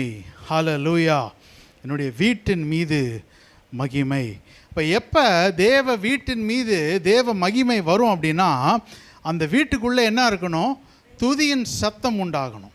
தேவனுக்கு துதி செய்கிற சத்தம் உண்டாகணும். தேவனுக்கு துதி ஆராதனை செய்கிற சத்தம் அங்கிருந்து ஏறெடுக்கப்படும் போது தேவ மகிமை அந்த ஸ்தலத்தை நிரப்பும். ஹல்லேலூயா. ரெண்டாவதாக 2 நாளாகமும் 7ஆம் அதிகாரம் 1ஆம் வசனம். 2 நாளாகமும் 7ஆம் அதிகாரம் 1ஆம் வசனம். 2 Chronicles chapter 7 and verse 1. Solomon ஜெபம் பண்ணி முடிக்கிற போது அக்கினி வானத்திலிருந்து இறங்கி சர்வாங்க தகன பலியையும் மற்ற பலிகளையும் பட்சித்தது. கர்த்தருடைய மகிமையும் ஆலயத்தை நிரப்பிற்று. ஹல்லேலூயா. கர்த்தருடைய மகிமையும் ஆலயத்தை நிரப்பிற்று. அப்போ க்ளோரி ஆன் மை ஹவுஸ், எப்போ என்னுடைய வீட்டிலே மகிமை இறங்கும் அப்படின்னா, ஏகமாய் கர்த்தரை துதித்து பாடி அவரை ஸ்தோத்திரம் பண்ணி ஆராதனை செய்யும்போது தேவ மகிமை அந்த ஸ்தலத்துக்குள்ளே அந்த வீட்டுக்குள்ளே இறங்கும்.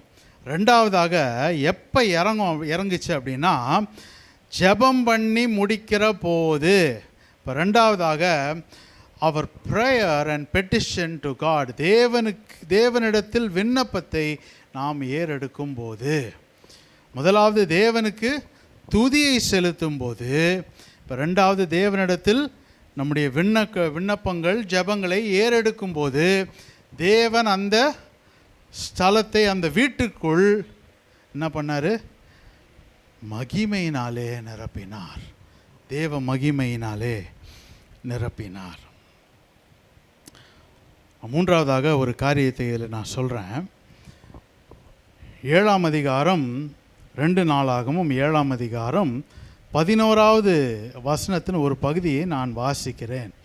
2 நாளாகமும் 7ஆம் அதிகாரம் 11ஆம் வசனத்தின் முதல் பகுதியை நான் வாசிக்கிறேன். இவ்விதமாய் சாலமோன் கர்த்தருடைய ஆலயத்தையும் கட்டி தீர்த்தான். கர்த்தருடைய ஆலயத்தை கட்டி தீர்த்தான். இவ்விதமாய் சாலமோன் கர்த்தருடைய ஆலயத்தை கட்டி தீர்த்தான். கர்த்தருடைய ஆலயத்திலும் தன் அரண்மனையிலும் சாலமோன் செய்ய மனதாக இருந்ததெல்லாம் அனுகூலம் ஆயிற்று. அப்போ இப்போ என்ன நிலைமை அப்படின்னா, முதலாவது அந்த வீட்டுக்குள்ளே ஒரு துதியின் சத்தம், தேவனை துதிக்கிற சத்தம் வருது, மகிமை இறங்குது.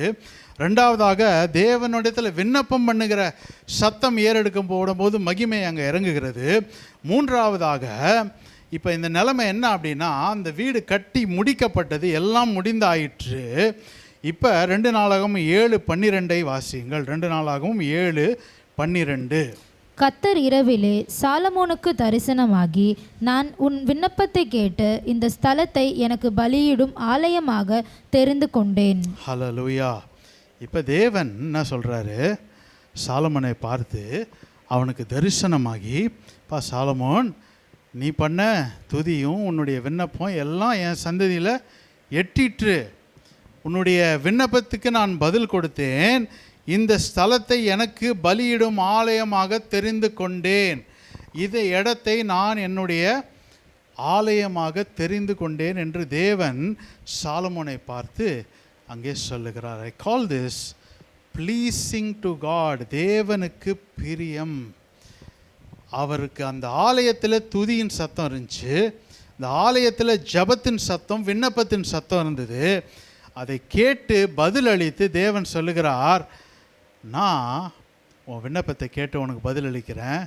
நீ எனக்கு கட்டின ஆலயத்தை நான் அங்கீகரிக்கிறேன், அதை ஏற்றுக்கொள்ளுகிறேன், அது எனக்கென்று ஒரு வீடாக நான் கருதுகிறேன் என்று சொல்லி தம்முடைய விருப்பத்தை, தம்முடைய பிரியத்தை தேவன் அங்கே வெளிப்படுத்துகிறார்.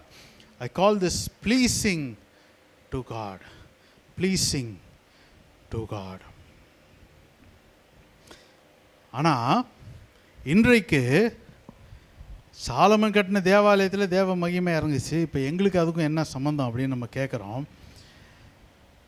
இந்த புதிய ஏற்பாட்டு காலத்தில் வாழுகிற நாம் ஒவ்வொருவருக்கும் 1 கொரிந்தியர் 6:19 1 Corinthians chapter 6 and verse 19. 1 கொரிந்தியர் 6:19 நாம் வாசிப்போம். உங்கள் சரீரமானது நீங்கள் தேவனாலே பெற்றும் உங்களின் தங்கியும் இருக்கிற பரிசுத்த ஆவியினுடைய ஆலயமாய் இருக்கிறதென்றும் நீங்கள் உங்களுடையவர்களல்லவென்றும் அறியீர்களா? என்ன சொல்லுது? உங்கள் சரீரமானது நீங்கள் தேவனாலே பெற்றும் உங்களில் தங்கியும் இருக்கிற பரிசுத்த ஆவியினுடைய ஆலயமாய் இருக்கிறது. அப்போ இன்றைக்கு தேவனுடைய மகிமை முதலாவது எங்கே இறங்குச்சுன்னா நம்முடைய ஆத்துமாவிலே ஒரு விழிப்புணர்வை கொண்டு வந்தது.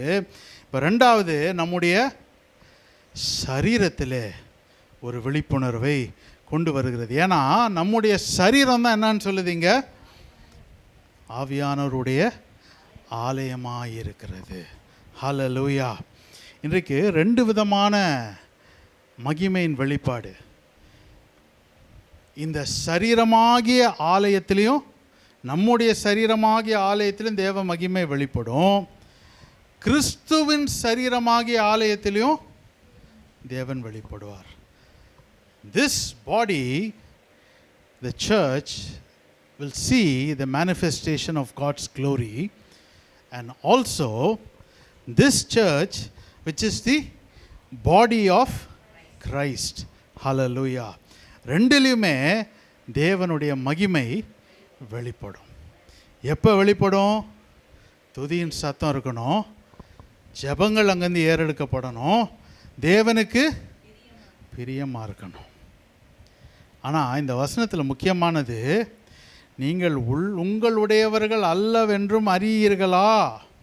இது தேவனால் பெற்றது, தேவனிடத்திலே தேவனால் பெற்றது. அப்போ நம்முடைய சரீரத்தில் என்ன இருக்கணும்? மகிமை நம்மளை வெளிப்படணும் அப்படின்னா நம்முடைய சரீரத்தில் என்ன இருக்கணும்?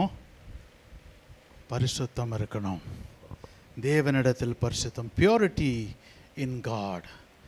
Purity in God. தேவனிடத்தில் பரிசுத்தம். இது பரிசுத்த ஆவியானவர் தங்கும் ஆலயமாய் இருக்கும் அப்படின்னா இந்த ஆலயம் எப்படி இருக்கணும்? பரிசுத்தமாக இருக்கணும். பரிசுத்தமாக இருக்கணும். அசுத்தமாக இருக்கிற இடத்துல பரிசுத்த ஆவியானவர் தங்க மாட்டார். வேறு ஆவி தான் என்ன பண்ணும்? தங்கும். அல்லேலூயா. பரிசுத்த ஆவியானவர் தங்கணும்னா இது எப்படி இருக்கணும்? பரிசுத்தமாக இருக்கணும். அப்போ இன்றைக்கு மகிமை உன்மேல் உதித்ததுன்னா முதல்ல ஆத்துமாவிலே ஒரு உயிர் மீட்சியை நம்ம பார்த்தோம். இப்போ சரீரத்திலே தேவனுடைய ஆலயமாய் இருக்கிற நம்முடைய சரீரத்திலும் கிறிஸ்துவுடைய சரீரமாய் இருக்கிற சபையிலும் ஒரு உயிர் மீட்சியை தேவன் கட்டளையிடும்படி விரும்புகிறார். இந்த முக்கியமாக ஒரு காரியத்தை நான் சொல்லிட்டு கடைசி குறிப்புக்குள்ளே கடந்து செல்லுகிறேன். 2 நாளாகமும் 5ஆம் அதிகாரம் 14வது வசனத்தின் கடைசி பகுதியை நான் வாசிக்கிறேன். 2 நாளாகமும் 5ஆம் அதிகாரம் 14ஆம் வசனத்தின் கடைசி பகுதி. அந்த மேகத்தின் நிமித்தம் ஆசாரியர்கள் ஊழியம் செய்து நிற்க கூடாமல் போயிற்று. கர்த்தருடைய மகிமை தேவனுடைய ஆலயத்தை நிரப்பிற்று. அப்போ தேவனுடைய ஆலயத்தை கர்த்தருடைய மகிமை நிரப்பிற்று. அதான் இந்த சரீரத்தை கர்த்தருடைய மகிமை நிரப்பிற்றுனா, நான் ஆவிக்குரிய அர்த்தத்தில் பேசுகிறேன். அந்த இடத்துல என்ன இருக்க முடியாது? தேவ மகிமை நிரப்பிருச்சு அப்படின்னா அந்த இடத்துல யாருக்கு இடம் இல்லை? மாம்சத்துக்கு அங்கே இடம் இல்லை. ஹல்லேலூயா. கர்த்தருடைய ஆசாரியரே அங்கே நின்று என்ன பண்ண முடியலையா? ஊழியம் செய்ய முடியல. ஏன்னா when God's glory comes, it is God himself. Hallelujah. அங்கே வேறு யாரும் இருக்க முடியாது. அது இப்படியாக எனக்கு ஆவியான ஒரு வார்த்தையை கொடுத்தார். when God's glory comes, flesh ceases to exist. Hallelujah. கர்த்தருடைய மகிமை வந்துருச்சு அப்படின்னா மாம்சம் இனி அந்த இடத்துல இருக்காது, இருக்க முடியாது. அப்போ தேவ மகிமை இந்த சரீரமாகிய ஆலயத்தில் வரணும்னா என்ன பண்ணணும்? இந்த மாம்சம் சாகணும், சாகடிக்கப்படணும். ஹல்லேலூயா. முதலாவது ஆராதனையே ஒரு மாதிரியா போகுதுன்னு நினைக்கிறீங்களா? தேவ மகிமை நம்மேல் உதிக்கும். ஹல்லேலூயா. ஆனால் மாம்சத்தின் கிரியை அழிக்கப்படணும், மாம்சத்தின் கிரியை அழிக்கப்படணும். கடைசியாக ஒரு காரியத்தை சொல்லி நான் முடிக்கிறேன். ஏசாயா 60ஆம் அதிகாரம் 13வது வசனம், அதனுடைய கடைசி வார்த்தை, கடைசி சொற்றொடர். ஏசாயா 60ஆம் அதிகாரம் 13வது வசனம். என் பாதஸ்தானத்தை மகிமைப்படுத்துவேன். என் பாதஸ்தானத்தை மகிமைப்படுத்துவேன்.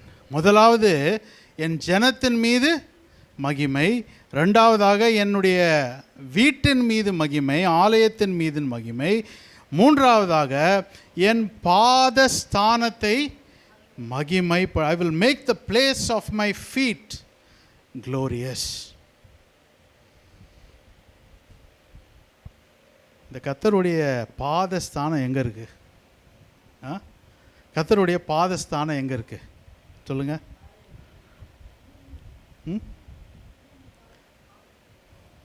Correct, very good. 66:1 ஏசாயால சொல்லுது, கர்த்தர் சொல்லுகிறதாவது என்னவென்றால், வானம் எனக்கு சிங்காசனம், பூமி எனக்கு பாதபடி. அப்போ கர்த்தருடைய பாதம் எப்படி இருக்கான்? பூமி ஃபுல்லாக இருக்கா? அவ்வளோ பெரிய பாதமா? எந்த பேட்டாவில் போய் செருப்பு வாங்குவோன்னு தெரில. எவ்வளோ பெரிய பாதம்! பூமியின் மேல், பூமி எனக்கு பாதப்படி. ஆனால் இந்த வசனத்தை நான் ஆராய்ந்து பார்க்கும்போது வேத வல்லுநர்கள் இப்படியாக சொல்கிறார், வானம் எனது சிங்காசனம். அவருடைய சிங்காசனம் வானத்தில் இருக்குது, பரலோகத்தில் இருக்குது. ஆனால் பூமியில் அவர் பாதப்படி எங்கே இருக்குன்னா, அந்த பாதப்படி எங்கே இருக்குன்னா எருசலேம் நகரத்திலே தேவாலயத்திலே வைக்கப்பட்ட அவருடைய உடன்படிக்கை பெட்டியினாலே இப்படி சொல்லப்படுகிறது என்பது பரவலாக எல்லாராலும் ஒற்றுக்கொள்ளப்படுகிற கருத்து.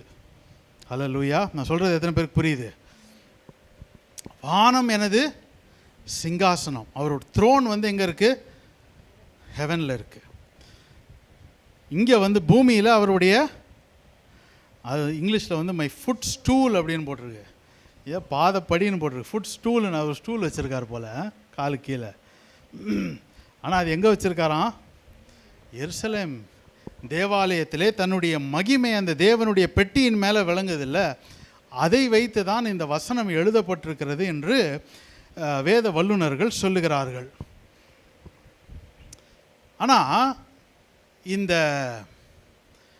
தேவ மகிமை என்ன ஆச்சுன்னா, வானத்தில் அவருடைய சிங்காசனம் இருக்குது, பூமியில் பாதப்படியாகிய எருசலேம் நகரத்தில் அவருடைய மகிமையின் ஒரு பகுதி அந்த இடத்துல இருந்தது, அந்த தேவ பெட்டியில் இருக்கிற இடத்துல இருந்தது என்றதை நாம் வாசிக்கிறோம். ஆனால் இந்த மகிமை என்ன ஆச்சுன்னா, ஒரு நாள் அந்த இஸ்ரவேலை விட்டு விலகி போனது. 1 சாமுவேல் 4:21 வாசிக்கும்போது, 1 சாமுவேல் 4:21 நான் அதை வாசிக்கிறேன். 1 சாமுவேல் chapter 4 and verse 21. தேவனுடைய பெட்டி பிடிபட்டு அவளுடைய மாமனும் அவளுடைய புருஷனும் இறந்து போனபடியினால் அவள் மகிமை இஸ்ரவேலை விட்டு போயிற்று என்று சொல்லி அந்த பிள்ளைக்கு இக்கபோத் என்று பெயரிட்டாள். அதுக்கு அடுத்த வசனம், தேவனுடைய பெட்டி பிடிபட்டு போனபடியால் மகிமை இஸ்ரவேலை விட்டு விலகி போயிற்று, விலகி போயிற்று. அப்போ கடைசியாக நம்ம என்ன பார்க்குறோம்? Glory on my place, glory on my place. என்னுடைய இடத்தின் மீது, நான் தெரிந்து கொள்ளுகிற இடத்தின் மீது என்னுடைய மகிமை, நான் தெரிந்து கொள்ளுகிற இடத்தின் மீது என்னுடைய மகிமை. Glory on my place. ஆனால் தேவன் தெரிந்து கொண்ட இடம் என்ன? எருசலேம் நகரம். தேவன் தெரிந்து கொண்ட ஊர் என்னன்னா இஸ்ரவேல். ஆனால் இப்போ என்ன ஆகுதுன்னா, மகிமை அந்த இடத்தை விட்டு கடந்து போகிறது. அதற்கு இக்கபோத் என்று பேரிடுகிறார்கள். ஏன் அப்படின்னா, இந்த கர்த்தருடைய பெட்டி பிடிபட்டு தங்களுடைய எதிரிகளான பெலிஸ்தியர் கையிலே அகப்பட்டது. ஒரு யுத்தம் நடந்தது, பெலிஸ்தியர் கையிலே அது அகப்பட்டது. ஏன் இந்த கர்த்தருடைய பெட்டி பெலிஸ்தியர் கைக்கு போனது அப்படின்னா, எந்த இடத்துல தேவனுடைய மகிமை இருக்கணுமோ, அவருடைய பாதஸ்தானம் இருக்கணுமோ, அந்த பெட்டி என்ன ஆகுது? இப்போ சத்துருக்கள் கையிலே பிடிபட்டு அவர்கள் தேசத்துக்குள்ளே போகிறது. ஏன் அப்படின்னா, அங்கிருந்த மக்களுடைய கீழ்ப்படியாமை, ஆசாரியர்களுடைய கீழ்ப்படியாமை, அவர்களுடைய தவறான வாழ்க்கை, பாவ வாழ்க்கை, அதெல்லாம் என்ன ஆயிடுச்சுன்னா, ஜனங்களை சரியான வழியில் நடத்தாமல், ஜனங்கள் தங்களுடைய இருதயங்களை தேவனுக்கு முன்பாக ஒழுங்காக இல்லாதபடிக்கு இருந்தபடியினாலே இப்போ என்ன ஆயிடுச்சு? தேவனுடைய பெட்டி எங்கே மகிமை இருக்கணுமோ அங்கே இல்லாமல் வேறு இடத்துக்கு போயிடுச்சு. ஒரு சத்துருக்களாலே கைப்பட்டு போயிடுச்சு. ஆனால் தேவன் ஒரு மனிதனை தெரிந்து கொண்டார். அவன் பேரை தான் சாமுவேல். அவன் பேரை தான் சாமுவேல். சிறு வயது முதல் தேவனுக்கு கீழ்ப்படிந்தவனாக இருந்தான். இப்போ சாமுவேல் என்ன பண்ணுறான்? இந்த ஜனங்களை எல்லாரையும் கூப்பிடுறான். அந்த 1 சாமுவேல் 7ஆம் அதிகாரம் 3வது வசனத்தை நாம் வாசிப்போம். 1 சாமுவேல் 7:3. அப்பொழுது சாமுவேல் இஸ்ரவேல் குடும்பத்தார் யாவரையும் நோக்கி, நீங்கள் உங்கள் முழு இதயத்தோடும் கர்த்தரிடத்தில் திரும்புவார்களானால் அந்நிய முதலாவது சாமுவேல் என்ன சொல்லிட்டான்? இஸ்ரவேல் குடும்பத்தாரை கூப்பிட்டு, எப்பா உங்கள் தேவனுடைய பெட்டி இப்போ பெலிஸ்தியர் கையில் அகப்பட்டுருச்சு, கர்த்தருடைய ஜனங்களுக்கு விரோதமானவர்கள் சத்துருக்கள் கையில் அகப்பட்டுருச்சு. இப்போ நீங்கள் என்ன பண்ணுங்க? உங்கள் முழு இருதயத்தோடும் கர்த்தரிடத்தில் திரும்புங்கள், திரும்புங்கள். Return to the Lord with all your heart, with all your heart. அடுத்தது சொல்கிறாரு, தொடர்ந்து வாசிங்க. அந்நிய தேவர்களையும் அஸ்தரோத்தையும் உங்கள் நடுவிலிருந்து விலக்கி. ரெண்டாவது என்ன சொல்கிறாரு? Remove idolatry from among you. உங்கள் மத்தியிலிருந்து அந்நிய தேவர்களை உங்கள் நடுவிலிருந்து விலக்குங்க. அந்நிய தேவர்களை விலக்குங்க, உங்கள் மத்தியிலிருந்து விலக்குங்க. அந்நிய தேவர்களைன்னு சொல்லும்போது அந்த நாட்களிலே அவர்கள் வேறு தேவர்களை வைத்து வணங்கி கொண்டு இருந்தார்கள். அது மாத்திரமல்ல, நமக்கும் தேவனுக்கும் மத்தியிலே வருகிற எந்த காரியமாக இருந்தாலும் அது அந்நிய தேவர்களாய் மாறிவிடுகிறது.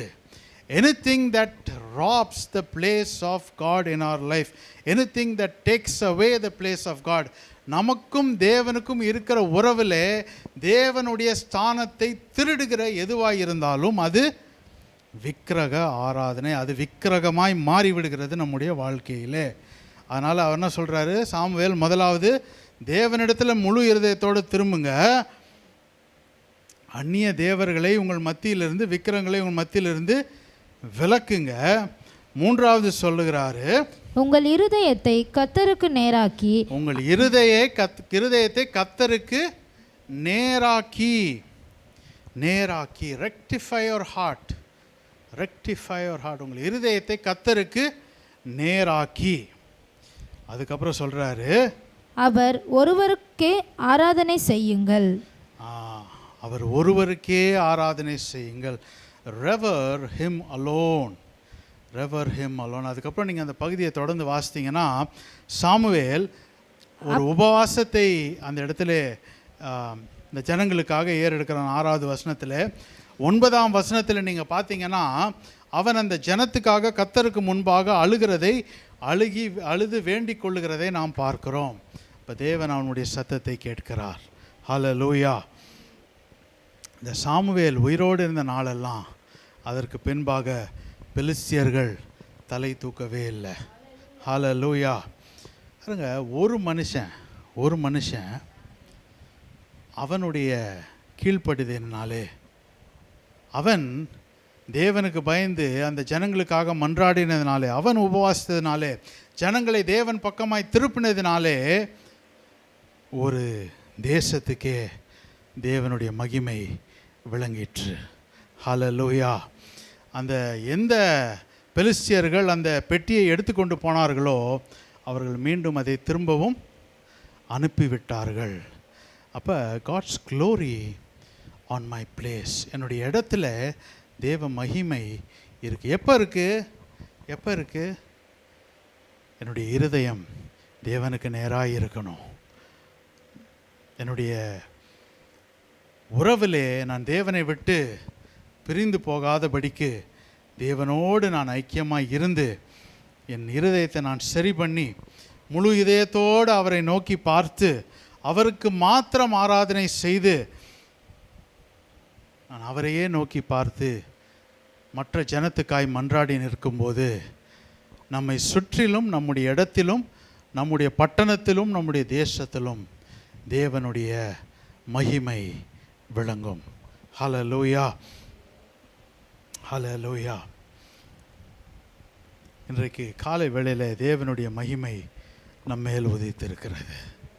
ஹல்லேலூயா. இன்றைக்கி அப்படியே நம்ம கண்களை மூடுவோமே. இன்றைக்கி 3 விதமான மகிமை குறித்து நாம் பார்த்தோம். 3 விதமான மகிமை. தேவனுடைய மகிமை நம்மேல் உதித்தது. தேவனுடைய மகிமை நம்மேல் உதித்தது. 3 விதமான வழிகளிலே தேவனுடைய மகிமை நம்மேல் உதித்தது. இன்றைக்கு நம்முடைய வாழ்க்கையில் அந்த மகிமையின் அனுபவம் நமக்கு இருப்பதாக. Let the glory of God arise on each one. தேவ மகிமை ஒவ்வொருவர் மேலும் இந்த நாளில் உதிப்பதாக. ஹல்லேலூயா.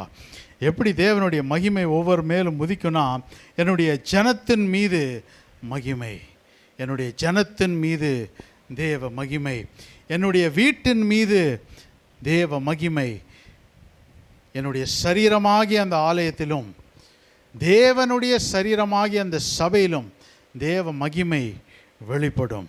அது மாத்திரமல்ல, என்னுடைய எல்லைகளிலே, in my borders, in my boundaries, நான் தங்கி இருக்கிற இடங்களிலே, க்ளோரி இன் மை பிளேஸ், என்னுடைய பட்டணத்திலே, என்னுடைய தேசத்திலே தேவ மகிமை விளங்கும். எப்போ விளங்கும்? அன்றைக்கு சிலர் பாவமானவர்கள் அவர்கள் செய்த செயலினாலே, அந்த ஏலியினுடைய மகன்கள் ஓப்னேயும் பெனகாசும் அவர்கள் செய்த காரியங்கள், அதனால் என்னாச்சு, அந்த மக்களும் வழி விலகி போய் அவர்கள் தேவ மகிமை இழந்தார்கள். இக்கபோத்தின் நிலைமை அவர்களுக்கு வந்தது. The glory has departed from Israel. தேவ மகிமை இஸ்ரேலை விட்டு விலகினது. இன்றைக்கு நம்முடைய நடத்தையினாலே, நம்முடைய வாழ்க்கையினாலே, நம்முடைய செய்கிற ஒவ்வொரு காரியங்கள்னாலும் மகிமை நம் பக்கமாக கொண்டு வரவும் முடியும், மகிமையை விட்டு விலகவும் முடியும். ஆனால் தேவன் சொல்லுகிறார், நீ சரி செய், உன் முழு இருதயத்தோடு என்னிடத்தில் வா, அந்நிய தேவர்களை விலக்கு, விக்கிரக ஆராதனை எது உனக்கு எனக்கு நடுவில் நேரத்தை களவாடுதோ அது ஒரு விக்கிரகம், அதை விலக்கு, அது வேண்டாம். உன் இருதயத்தை நேராக்கு, எனக்கு மாத்திரம் ஆராதனை செய். உபவாசத்தோடு என்னை நோக்கி பார், மற்றவர்களுக்காய் மன்றாடு. உன்னுடைய இடம் மாத்திரமல்ல, உன் முழு பட்டணமும் உன் முழு தேசமும் நீ தங்கியிருக்கிற இடத்தையும் நான் மகிமையினாலே நிரப்புவேன். ஓ ஹல்லேலூயா. கர்த்தர் அதை செய்வார், கர்த்தர் அதை செய்வார். ஒரு மனிதனுடைய கீழ்ப்படிதனாலே, ஒரு சாமுவேலுடைய கீழ்ப்படிதனாலே, இந்த சாமுவேல் உயிரோடு இருந்த நாளெல்லாம் பெலிஸ்தியர்கள் தலை தூக்க முடியாமல் மடிந்து போனார்கள். ஹல்லேலூயா. One man who dared to stand for God. ஒரு மனிதன் கர்த்தருக்காக நிற்க துணிந்தான். இந்த காலை வேளையிலே தேவ மகிமை நம்மீது வருகிறது, நம்மீது வருகிறது, நம்மீது உதிக்கிறது. இனி நீ முடங்கி கிடக்க வேண்டிய அவசியம் உனக்கு என்ன? நீ எழுந்து பிரகாசி, உன் ஒளி வந்தது, கர்த்தருடைய மகிமை உன்மேல் உதித்தது. ஹல்லேலூயா. இனி நீ முடங்கி கிடக்க வேண்டியது, உட்கார வேண்டிய, அழுது புலம்ப வேண்டிய நிலைமை உனக்கு இல்லை. உன் மேலே தேவனுடைய மகிமை வந்தது. ஹல்லேலூயா. இந்த மகிமை வந்தபோது அவருடைய வாழ்க்கை மாறினது. அவர்கள் நடந்த தேவனோடு ஒரு ஐக்கியம் உண்டானது, ஒரு ஐக்கியம் உண்டானது. இன்றைக்கு நாம் ஒவ்வொருவருக்கும் அப்படிப்பட்ட காரியங்கள் உண்டாவதாக. கர்த்தர் பெரிய காரியங்களை செய்வாராக. மகிமையின் தேவனே, இந்த காலை வேளையில் உம்முடைய திருப்பாதங்களுக்கு நாங்கள் வருகிறோம். இதுவரைக்கும் நீர் எங்களோடு இருந்து எங்களோடு நீர் பேசினீர். உடைய மகிமையின் பிரசன்னத்தாலே எங்கள் ஒவ்வொருவரையும் நீர் இடைக்கட்டி எங்களை நடத்தினீர். அதற்காக உமக்கு நன்றி. உம்மை துதிக்கவும் போற்றவும் உம்மை ஆராதிக்கவும் உடைய பிரசன்னத்தினாலே எங்கள் ஒவ்வொருவரையும் நீர் நிறைத்தீர். அதற்காக உமக்கு நன்றி. நீ மகிமையிலே எங்கள் மத்தியிலே உலாவினதற்காய் நன்றி. ஆண்டவரே, இன்ற நாளில் வந்த ஒவ்வொருவர் மேலும் தேவ மகிமை உதிப்பதாக. இந்த இடத்திலிருந்து கலைந்து அவர்கள் செல்லும்போது ஆண்டவரே, சிறு பிள்ளைகள் முதல் பெரியவர்கள் வரை ஒவ்வொருவர் மேலும் கர்த்தருடைய மகிமை உதிப்பதாக, கர்த்தருடைய மகிமை உதிப்பதாக. கர்த்தர் பெரிய காரியங்களை செய்து நாமத்தை மகிமைப்படுத்தும். அவர்கள் ஆத்துமாவிலே ஒரு உயிர்மீட்சி உண்டாப்பதாக, அவருடைய சரீரத்தில் ஒரு உயிர்மீட்சி உண்டாவதாக, அவர்களுடைய எல்லைகளிலே ஒரு உயிர்மீட்சி உண்டாவதாக என்று நான் ஜெபிக்கிறேன்.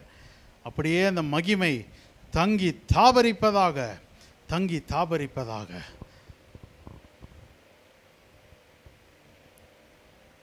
அந்த மகிமையை மற்றவர்கள் எல்லாம் காணும்படி நீ செய்வீராக. Let the glory of God on each one be seen wherever they are. ஆண்டவரே, ஒவ்வொருவர் மேலும் உள்ள அந்த தேவ மகிமையை மற்றவர்கள் காணும்படியாக நீர் செய்வீராக. அப்படியே நீர் நடத்துவீராக. இந்த நாள் சகல காரியங்களையும் உமக்கு நன்றி செலுத்துகிறோம், உம்மை ஸ்தோத்தரிக்கிறோம், உம்மை துதிக்கிறோம், உம்மை வாழ்த்துகிறோம். நீர் ஒருவரே எல்லா கன துதி மகிமைக்கு பாத்திரர். உம்மை போல ஒரு தேவன் இல்லை, உம்மை போல ஒரு தேவன் இல்லை. நீ நல்லவர், நீ நல்லவர். உடைய பாதப்படியில் எங்களை அர்ப்பணிக்கிறோம். உமக்கே எல்லா கன துதி மகிமையை நாங்கள் செலுத்துகிறோம். இன்று துவக்கப்பட்ட இந்த ஆராதனை கர்த்தர் நீர் துவக்கின நன்மைக்காக உமக்கு நன்றி செலுத்துகிறோம். தொடர்ந்து நீர் ஒவ்வொரு வாரமும் இதை கர்த்தரே நீர் முன்னின்று நீர் நடத்துவீராக என்று ஜெபிக்கிறோம். உடைய மகிமையிலே நீர் நடத்துவீராக என்று ஜெபிக்கிறோம். பெரிய காரியங்களை செய்யும் ஆசீர்வதியும் வந்த ஒவ்வொரு மேலும் உடைய ஆசீர்வாதத்தின் கரம் இருப்பதாக. திருக்கரங்களை தாழ்த்துக்கிறோம், வெறுமையாக்குகிறோம், அர்ப்பணிக்கிறோம். தேவரீர் மாத்திரம் உயர்ந்திருப்பீராக, மகிமைப்படுவீராக. இயேசுவின் மூலம் ஜெபிக்கிறோம் நல்ல பிதாவே, ஆமேன். நம்முடைய கர்த்தராகிய இயேசு கிறிஸ்துவின் கிருபையும் பிதாவாகிய தேவனுடைய அன்பும் பரிசுத்த ஆவியானவருடைய அந்யோன்ய ஐக்கியமும் வழிநடத்தலும் பாதுகாவலும் இன்றைக்கும் என்றைக்கும் சதா காலங்களும் கர்த்தருடைய வருகை மட்டும் நம் அனைவரோடும் இருப்பதாக. ஆமேன். சேர்ந்து சொல்வோம். என் ஆத்துமாவே கர்த்தரை ஸ்தோத்திரி, என் முழு உள்ளமே அவர் பரிசுத்த நாமத்தை ஸ்தோத்திரி. என் ஆத்துமாவே கர்த்தரை ஸ்தோத்திரி, கர்த்தர் செய்த சகல உபகாரங்களையும் மறவாதே. ஆமேன். ஆமேன். Praise the Lord.